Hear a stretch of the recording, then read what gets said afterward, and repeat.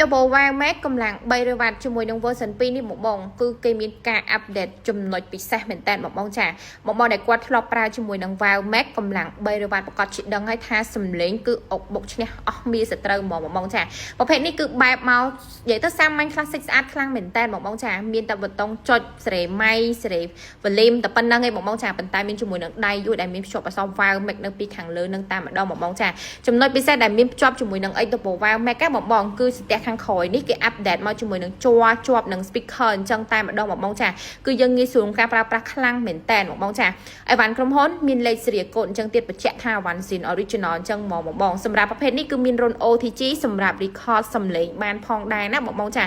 ចង់តបភ្ជាប់ទៅធ្វើជាមេបាសជាមួយនឹងប្រភេទបាសផ្សេងទៀតក៏បានដូចគ្នាផងដែរមានភ្ជាប់ជាមួយនឹង microphone zin ដែកមួយគូនៅខាងក្នុងនឹងតែម្ដងបងដែលគាត់ចង់បានគាត់អាចធ្វើការកំងឥឡូវបានណាគឺមានកដោថែមជូនបងទៀតណា